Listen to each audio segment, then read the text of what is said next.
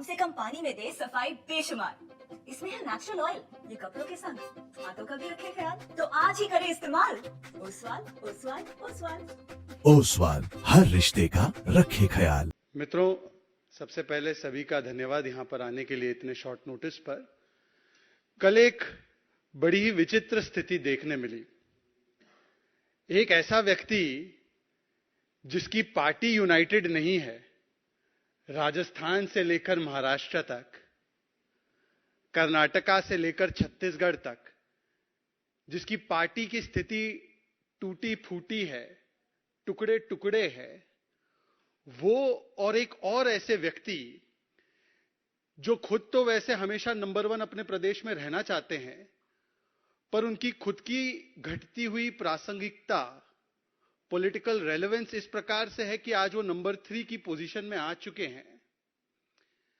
ये दोनों व्यक्ति मिलकर राष्ट्रीय स्तर पर एकता की और अपने लिए प्रासंगिकता की बात कर रहे थे। ये बड़ी विचित्र स्थिति थी।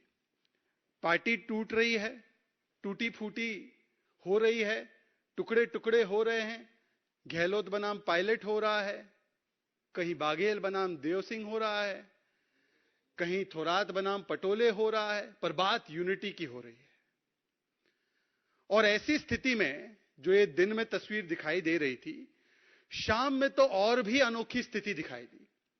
शाम आते आते भारतीय राजनीति का, जिसे मैं कहता हूं एकमात्र व्यक्ति जिसको नटवरलाल या भारतीय राजनीति का पिनोकियो कहा जा सकता है, the Pinocchio of Indian politics या नटवरलाल भारतीय राजनीति का, वो भी इस विचित्र स्थिति में अपने आप को शामिल कर देता है। और यदि मैं कहूं कि भारतीय राजनीति में सियासी धर्मांतरण का, पॉलिटिकल कन्वर्जन का, यदि कोई जीता जागता कोई एक सबसे प्रमुख उदाहरण है, तो वो भारतीय राजनीति का ये पिनोकियो अर्थात नटवरलाल अर्थात श्री अरविंद केजरीवाल है। कितनी विचित्र स्थिति है कि जिन लोगों की शुरुआत अन्ना हजारे के अनुयायी बनकर हुई इंडिया अगेंस्ट करप्शन के नाम पर, इंडिया अगेंस्ट करप्शन के नाम पर इन्होंने शुरुआत की अपनी पारी। अन्ना हजारे इनके गुरु होते थे उस समय पर। आज अन्ना हजारे को इस प्रकार से डंप कर दिया है और इंडिया अगेंस्ट करप्शन आज बन चुका है JFC. From IAC to JFC, India against corruption to now justification for corruption. और जो शुरू किए थे अन्ना हजारे के शागिर्दगी में, अन्ना हजारे को अपना गुरु मानते हुए जिन्होंने शुरुआत की थी अपनी राजनीतिक सामाजिक यात्रा की, आज वो बन चुके हैं लालू, तेजस्वी और राहुल के अनुयायी, फॉलोअर्स। ये पॉलिटिकल कन्वर्जन का इतना बड़ा उदाहरण और कहीं पर देखने नहीं मिलेगा। और इसीलिए मैं कहता हूं कि जो पर्सनैलिटी कंसर्न्ड है, जिन्होंने ये सियासी यूटर्न किया है, और ऐसा यूटर्न किया है कि आसपास जो खड़े वैसे तो यूटर्न के विशेषज्ञ हैं ही कुछ लोग, उनको भी शर्मिंदा कर दे, ऐसा यूटर्न किया। भारतीय राजनीति के पॉलिटिकल पिनोकियो के इस यूटर्न की कहानी बताना जरूरी है।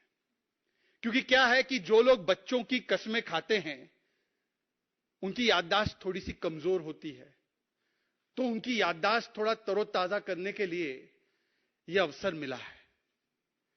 क्या कहते थे, तेरे इस छोटे से ढक्कन से मेरे पूरे कपड़े महक जाते हैं, तेरी झाग से मेरे पूरे कपड़े साफ हो जाते हैं। Oswal detergent liquid. I quote, 23rd of November 2015, Shri Arvind Kejriwal says, हम मतलब आप लालू प्रसाद यादव के रिकॉर्ड ऑफ करप्शन के खिलाफ है।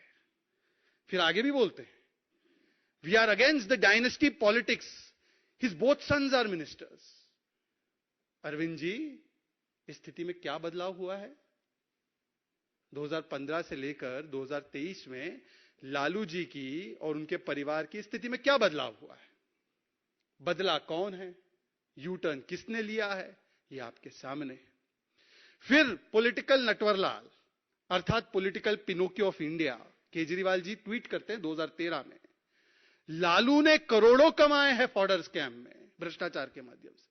ये ट्वीट है, उनके ट्वीट सारे मैं लेकर आया हूं, आप लोगों को भी मिल ही जाएगा। वैसे आए दिन सोशल मीडिया पे लोग ट्वीट करते ही हैं, उनका रीट्वीट करते हैं और याद दिलाते हैं कि केजरीवाल जी ये भी बोला करते थे, we are against the corruption of Lalu family, Lalu family has made crore in fodder scam. ये ट्वीट है उनका, 2011 का भी ट्वीट है अरविंद केजरीवाल जी का, बड़ा दिलचस्प ट्वीट है। Is this parliament supreme? Are we to treat Lalu, Mulayam, Sibal, Chiddu, ये मेरे शब्द नहीं उनके, ये चिड्डू मतलब Chidambaram, Raja as supreme? Will they allow a strong anti corruption law? भाई इनकी शुरुआत तो इसी प्रकार से हुई थी ना कि हम एंटी करप्शन के नाम पर आए हैं, हम भ्रष्टाचार के खिलाफ लड़ने वाले हैं। उस समय पर इन्होंने ट्वीट किया था, ये 2011 का ट्वीट, 2013 का ट्वीट, 2015 का वक्तव्य, जिसमें कि बिना कोई इफ एंड बट, बिना कोई डाउट, और उस समय तो कन्विक्शंस भी नहीं हुई थी लालू जी की। 2011 में लालू जी की मुझे जहां तक याद है कन्विक्शन भी नहीं हुई थी, उसी समय पर इन्होंने करप्ट घोषित कर दिया था। आज क्या स्थिति में बदलाव हुआ है, जब लालू जी एक नहीं अनेकों बार कन्विक्ट हुए हैं, अनेकों केस उनके परिवार पे चल रहे हैं, कहीं पर भी राहत नहीं मिल रही है, तो ऐसी क्या स्थितियां में बदलाव हुई है उनके भ्रष्टाचार को लेकर कि आज पॉलिटिकल पिनोकियो अरविंद केजरीवाल ने इनको गले लगा लिया है, इनके गले से गले मिल रहे हैं। कांग्रेस पार्टी के विषय में क्या कहते थे पॉलिटिकल नटवरलाल, ये तो मैं बताना नहीं चाहता हूं, आपको याद है किस किस को जेल भेजना चाहते थे, किस किस प्रकार से वो कहते थे कि जब सत्ता में आएंगे तो इनको जेल भेजेंगे, उनको जेल भेजेंगे, 13-13 लोगों की लिस्ट लेकर घूमते थे। और उस समय पर उनका स्टैंड होता था ना कोई इन्वेस्टिगेशन, ना कोई जांच, पहले इस्तीफा हो, यह उनका स्टैंड होता था। आज पॉलिटिकल नटवरलाल उन्हीं के परिवार के साथ खड़े हैं जिनको वो भ्रष्ट बताते थे और अलायंस बनाने की बात कर रहे हैं उन्हीं भ्रष्ट परिवार के लोगों के साथ। इसीलिए मैं कहता हूं, इसका अगर विश्लेषण किया जाए तो लोकतंत्र बचाना यह बहाना है, असलियत में अपने अपने भ्रष्टाचार को बचाना है। लोकतंत्र बचाओ यह बहाना है, अपने अपने भ्रष्टाचार तंत्र को बचाना है, इसलिए सबको मिलकर एक हो जाना है। कल तक जिसको गाली दे रहे थे, जिसको कह रहे थे भ्रष्टाचार का आइकॉन है, आज वो सुहाना सुहाना है। देखिए, और भी विश्लेषण करें तो इसमें आपको समझ में आएगा कि क्या है ये अलायंस, ये यूनिटी क्या है। इसमें ना कोई विजन है, ना इसमें कोई मिशन है, ना ये कोई एक मुद्दे पर कॉमन है। इसमें केवल अगर कॉमनैलिटी या यूनिटी है तो वो यूनिटी इन करप्शन है, यूनिटी इन कमीशन है, unity in politics of division है और यूनिटी इन तुष्टीकरण है। हां, और unity in ambition for position है। यह केवल unity in corruption, commission, division and ambition for position है जिसके चलते ये सारे भ्रष्टाचारी एक साथ हो रहे हैं। और अरविंद केजरीवाल ने पॉलिटिकल यूटर्न की सबसे बड़े उदाहरण को दिखाते हुए लालू प्रसाद यादव और उनके परिवार को भी गले लगा लिया है। और आज इसीलिए इस विचित्र स्थिति से कुछ सवाल निर्माण होते हैं जो सीधे सीधे तौर पर और स्पष्ट तरीके से मैं अरविंद केजरीवाल जी तरफ डालना चाहता हूं और उनसे पूछना चाहता हूं। ओसवाल फूल झाड़ू, शादी और ये दोनों ही लंबे चलेंगे। ओसवाल फूल झाड़ू, ओसवाल हर रिश्ते का रखे ख्याल। सवाल नंबर 1, अरविंद केजरीवाल जी, यदि 2014 से पहले लालू प्रसाद यादव जी की कन्विक्शन से पहले 2013 में उनकी कन्विक्शन हुई थी पहली बार, यदि उनका पूरा परिवार भ्रष्ट था, यदि उनका पूरा परिवार परिवारवादी मानसिकता से लिप्त था, तो आज ऐसी कौन सी स्थितियां बदली है जब वो 4-4 बार 5-5 बार कन्विक्ट हो चुके हैं कि आज आपने यू टर्न करके उनको गले लगा लिया है? उनको कौन सी करप्शन से राहत मिली है?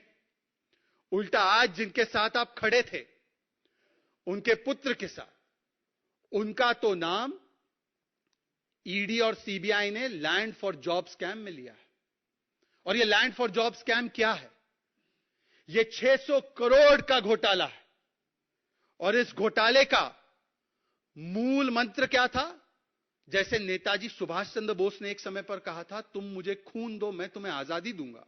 ये नेताजी के विचार थे। ये इनके परिवार का विचार क्या था? तुम मुझे लैंड दो मैं तुम्हें जॉब दूंगा। ग्रुप डी और जो एकदम गरीब से गरीब तबके के लिए जो नौकरियां होती है, गरीब समाज के लोग जिस नौकरियों को पाने के लिए इच्छुक होते हैं, ऐसी नौकरियों के एवज में औने पौने दाम पर करोड़ों की जमीन हड़पने का, ऐंठने का काम इनके परिवार ने किया। और यह मैं नहीं कह रहा हूं, यह कोई भारतीय जनता पार्टी नहीं कह रही है। इस पूरे केस के बारे में जानकारी सबसे पहले जेडीयू के ललन सिंह ने दी थी। हमने नहीं दी थी, जेडीयू ने दी थी। पूरी कार्रवाई इसमें जब शुरू हुई, यूपीए 1 के बाद यूपीए 2, तो उस समय जो रेल मंत्री थी उन्होंने बयान देकर इस पर कार्रवाइयां शुरू करवाने का काम किया। यह अलग बात है कि कांग्रेस के जमाने में एजेंसियों के द्वारा किस प्रकार से केस पैरेट की तरह काम किया जाता था। जब चाहिए तो केस खुले, जब चाहिए तो केस बंद। तो इसमें वो केस कभी आगे गया नहीं होगा। राजनीतिक मंशा क्या रही होगी वो एक अलग विषय है। पर इस पूरे केस की जानकारी जेडीयू ने दी थी। और केस क्या था? गरीबों से 1/4 दाम पर उनकी जमीनें लो और जमीनें परिवार को ट्रांसफर हो तो तब आपको नौकरी मिले ग्रुप डी की। ऐसे व्यक्ति ने, जिसने 600 करोड़ का घोटाला किया है, जिस पर सीबीआई और ईडी की प्रोसीडिंग चल रही है, जिसके प्रॉपर्टीज पर अटैचमेंट्स हो रही है और जिनको हाई कोर्ट तक राहत नहीं दे रहा। ये कोर्ट भी गए थे तेजस्वी यादव समन कॉश करवाने के लिए, आपको याद होगा। कोर्ट ने कहा सीबीआई के सामने पेश होना है, तो 25 तारीख को पिछले महीने पेश भी होना पड़ा। ऐसे व्यक्ति जिनको मैं रिवर्स रॉबिनहुड कहता हूं। रॉबिनहुड क्या करता था? वो अमीरों से चुराता था, गरीबों में बांटता था। ये रिवर्स रॉबिनहुड है। ये गरीबों से चुराते हैं, अपनी जेबें भरते हैं। ये रिवर्स रॉबिनहुड के साथ खड़े हो रहे हैं, पॉलिटिकल पिनोकियो। बताइए। और ये अपने आप को कट्टर ईमानदारी का डिग्री देते हैं। हम कट्टर ईमानदार है जी। यह सियासी धर्मांतरण, पॉलिटिकल कन्वर्जन का ऐसा उदाहरण भारतीय राजनीति में आज तक हमने नहीं देखा होगा 75 वर्षों में। और यह भारतीय जनता पार्टी नहीं कह रही है। तेजस्वी यादव पर जो प्रोसीडिंग्स हो रहे हैं, उनके परिवार पर जो प्रोसीडिंग्स हो रहे हैं, कोर्ट ने कहा है, मैं आपको एक वाक्य पढ़कर सुनाना चाहता हूं कोर्ट ने क्या कहा है। चार्जशीट पर कॉग्निजेंस लेते हुए लैंड फॉर जॉब स्कैम में कोर्ट कहती है, a perusal of the charge sheet and the documents and material on record prima facie shows commission of offences under section 120b, 420, 467, 468, 471 of IPC and sections 8, 9, 11, 12, 13 of Prevention of Corruption Act. Cognizance is taken. ये court का कहना है। Court ने जिसको प्रथम दृष्टया भ्रष्टाचार में फिर से लिप्त पाया है, कोर्ट ने जिसके परिवार को कन्विक्ट किया है, जिसका नाम एक और स्कैम आईआरसीटीसी स्कैम में है और जिसकी शुरुआत जो भी हुई है वो जेडीयू के माध्यम से हुई है, उसके साथ खड़े होकर करप्शन के खिलाफ लड़ने की बड़ी बड़ी बातें करते हैं पॉलिटिकल नटवरलाल, पॉलिटिकल पिनोकियो। कम से कम पानी में दे सफाई बेशुमार। इसमें है नेचुरल ऑयल। ये कपड़ों के संग हाथों का भी रखे ख्याल। तो आज ही करें इस्तेमाल। ओसवाल, ओसवाल, ओसवाल। ओसवाल हर रिश्ते का रखे ख्याल। ये क्या है? ये केवल भ्रष्टाचार बचाओ आंदोलन है। An alliance and coalition to save the corrupt. A coalition of colonial cousins of corruption. यह है इनकी हकीकत और विचित्र स्थिति। और इसीलिए केजरीवाल जी, मैं आपसे एक और सवाल पूछता हूं, यह रिश्ता आखिर कहलाता क्या है? क्या आपने लालू प्रसाद यादव और उनके परिवार को कट्टर ईमानदारी का डिग्री थमा दिया है क्या? यह वही डिग्री तो नहीं है जो आप कई महीनों से सत्येंद्र जैन को थमा रहे हैं, जिनको 10 महीने से राहत नहीं मिली, हवालेबाज कोर्ट ने कहा है। यह वही डिग्री तो नहीं है जो आप मनीष सिसोदिया को ठहराते हैं और बोलते हैं बेचारा मनीष तो बहुत ही ईमानदार है, उसको पद्म मिलना चाहिए, हाईएस्ट कोर्ट तक उनको राहत नहीं मिली है। और पिछली बार जब मैं इसी मंच से आपके सामने रूबरू हुआ था, तब मैंने आपको बताया था कि कोर्ट ने मनीष सिसोदिया, शराब मंत्री अक्यूज नंबर 1 के बारे में कहा है कि वो आर्किटेक्ट है शराब घोटाले के। कोर्ट ने कहा है कि 90 से 100 करोड़ की घूस ली है मनीष सिसोदिया ने। कोर्ट ने कहा है कि किस प्रकार से इस शराब घोटाले को ऑर्केस्ट्रेट किया गया और एक्सपर्ट कमेटी की रिपोर्ट को दरकिनार किया गया। यह सबूतों के साथ कोर्ट ने प्रथम दृष्टया एस्टैब्लिश किया है। क्या वही डिग्री सर्टिफिकेट मनीष सिसोदिया वाला, सत्येंद्र जैन वाला, यही थमा दिया है क्या तेजस्वी यादव जी और लालू जी को? जरा बताइएगा, हमें बताइएगा एक बार। अभी जो खबर भी मीडिया के माध्यम से अभी मैं पढ़ रहा था आते आते, कि फिर से एक बार मनीष सिसोदिया को अभी राहत नहीं मिली है, पर शराब घोटाले में किस प्रकार से कॉन्स्पिरेसी की गई उसका एक और नमूना सामने। ऐसा नमूना कि ईमेल्स को फैब्रिकेट करके यह दिखाया गया कि पब्लिक अप्रूवल था उनकी पॉलिसी के लिए।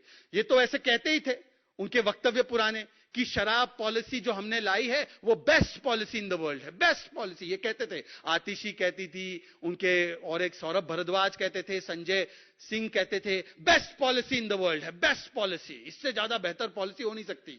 फिर यू टर्न करके पॉलिसी कैंसिल कर दी, परंतु ये बेस्ट पॉलिसी साबित करने के लिए मनीष सिसोदिया ने मंत्री होते हुए ईमेल फैब्रिकेट करा के फर्जी ईमेल अपने पास मंगवाए और यह बताया कि यह पब्लिक अप्रूवल आई है इस पॉलिसी के लिए। और बंद कैसे रही थी वो पॉलिसी? एक क्लोज रूम में मोनोपोली क्रिएट करने के लिए, कार्टेल क्रिएट करने के लिए, कुछ लोगों को फायदा दिलाने के लिए। तो ये आज इस बीबीसी भ्रष्टाचार बचाओ कोलिशन के बारे में यह सवाल हमने आपसे पूछा है। केजरीवाल जी बताइए कि क्या झूठ बोलना और पलटना यह आपकी फितरत बन चुकी है राजनीतिक रूप से? आपने जो बड़े बड़े वादे किए थे दिल्ली को कभी पूरे नहीं किए।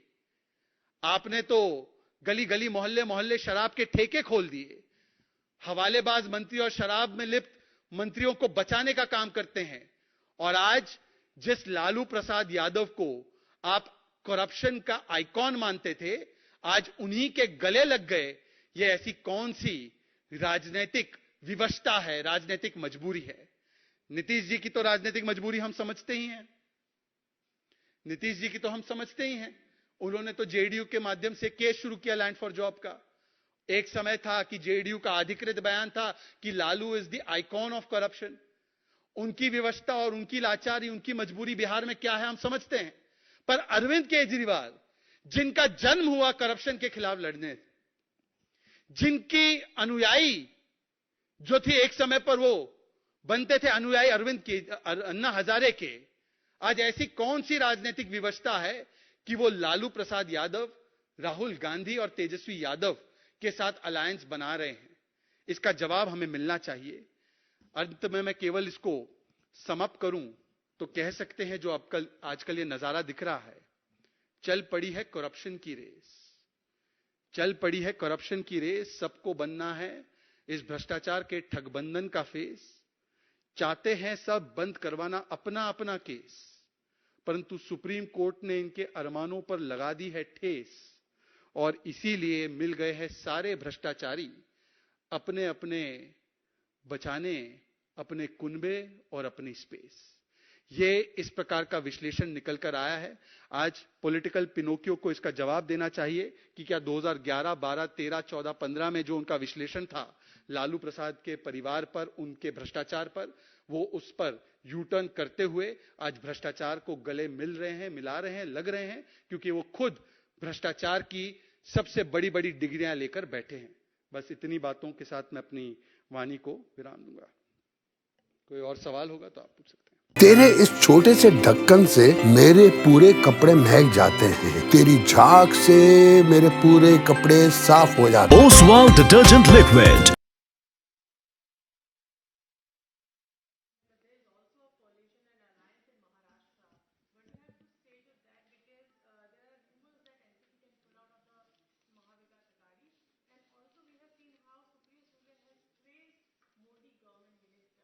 Do you think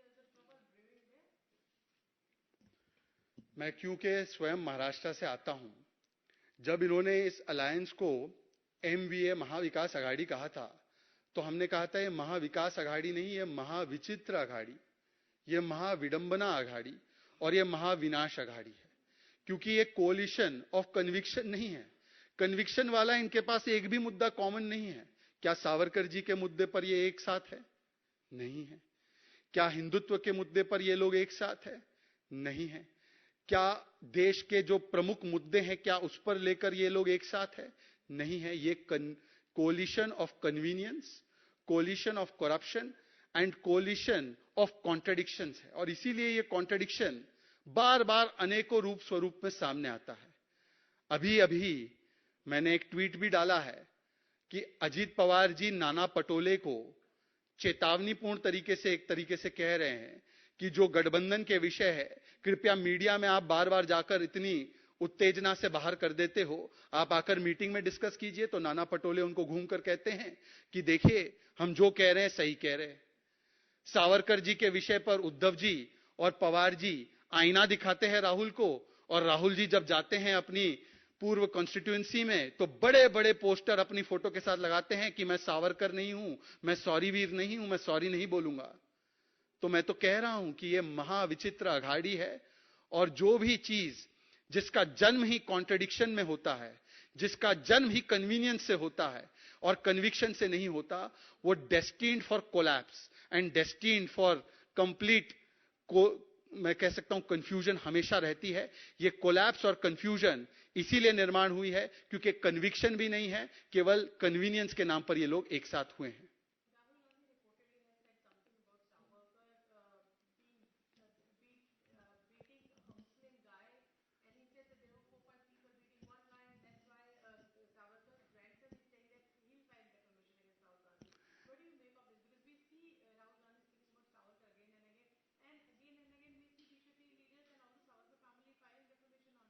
देखिए, मैंने एक खबर देखी है कि स्वतंत्र वीर सावरकर जी के परिवार को बड़ी दुख और कष्ट के साथ एक कानूनी मार्ग अपनाना पड़ा है।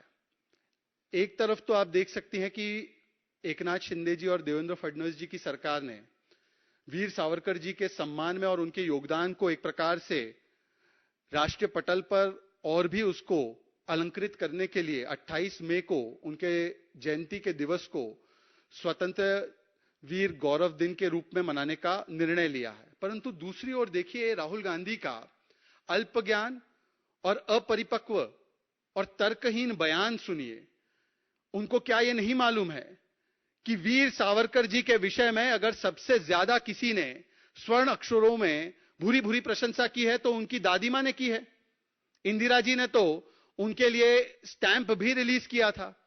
और केवल इंदिरा जी ने नहीं, महाराष्ट्र के सर्वोच्च नेताओं में से एक यशवंतराव चव्हाण जी की बात हो, महाराष्ट्र के कम्युनिस्ट नेता हो डांगे जी, मुझे जहां तक याद आ रहा है, सर्वपल्ली राधाकृष्णन अगर मुझे सही से याद आ रहा है, और स्वयं नरसिम्हा राव जी और शरद पवार जी ने भी स्वर्ण अक्षरों में उन्होंने प्रशंसा की है सावरकर जी के योगदान की। तो क्या वो सारे लोग गलत थे? क्या राहुल गांधी कहना चाह रहे हैं कि उनकी दादी मां गलत थी, यशवंतराव जी गलत थे, शरद पवार गलत हैं, उद्धव जी गलत है और केवल वो सही है? यह दिखाता है कि एक व्यक्ति का विरोध करते करते हो सकता है राहुल गांधी को भारतीय जनता पार्टी एक आंख न भाती हो।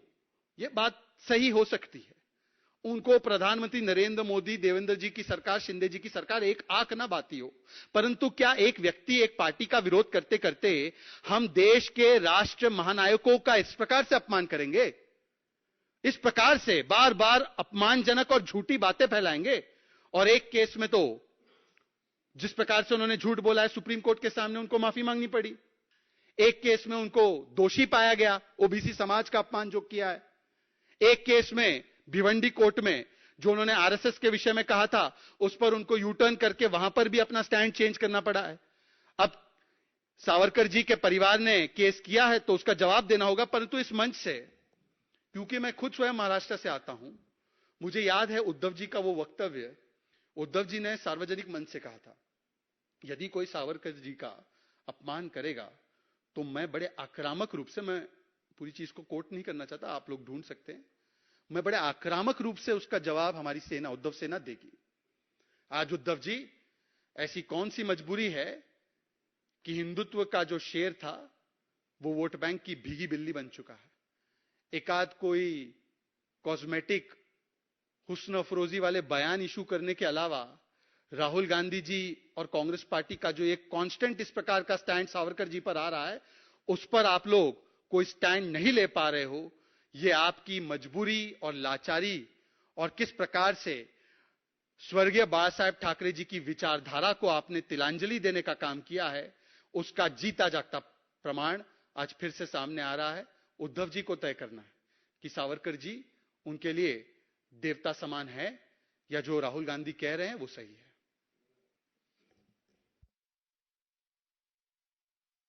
ओसवाल फूल झाड़ू, शादी और ये दोनों ही लंबे चलेंगे।